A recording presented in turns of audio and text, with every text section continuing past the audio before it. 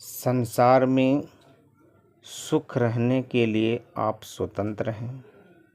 आप कर्म करने में स्वतंत्र हैं, उसमें कोई खर्च नहीं है। सुख की चाबी आपके पास है, दूसरा कोई आपको सुख नहीं दे सकता है।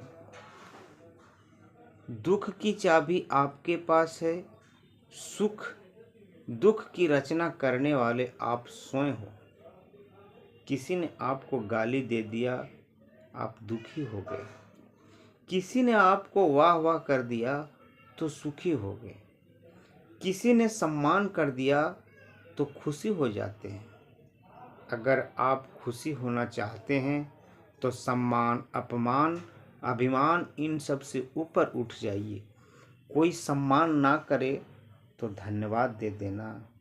कोई अपमान करे तो गौर से उसे और देख लेना और चुपचाप देखना कि कोई जन्म का बदला ले रहा है।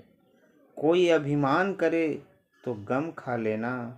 कोई आपको और ध्यान ना दे तो परवाह ना करें। किसी की गाली आपको घायल ना कर पाए, ऐसे सोच रखिए। महात्मा बुद्ध नदी किनारे ध्यान कर रहा था। कितने लोग बोलते हैं ध्यान लगता ही नहीं है। ध्यान भटकता है, कभी घर पर तो कभी काम पर। ध्यान भटकता है।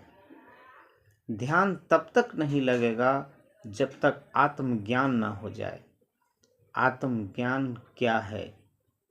मैं क्या हूँ? मेरा शरीर किस लिए मिला है?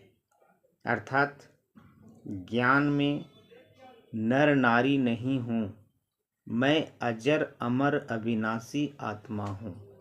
चेतन हूँ, दृष्टा हूँ। शरीर को नाश होने पर भी मेरा नाश नहीं होता है। मैं वह परम तत्व हूँ जो जन्म से परे हूँ, मरण से परे है, जिसका कभी ना जन्म होता है और ना मरण होता है। वही आत्मा है और वही मैं हूँ। पहला तो ये बोध होना चाहिए।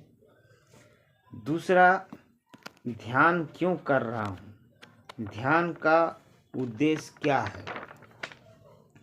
मेरे ध्यान से अपने मन अंदर सूक्ष्म से सूक्ष्म जो विकार है और बुराइयां हैं, दोष है, उनको अपने अंदर पकड़ना, दूर करना, यह ध्यान का उद्देश्य है।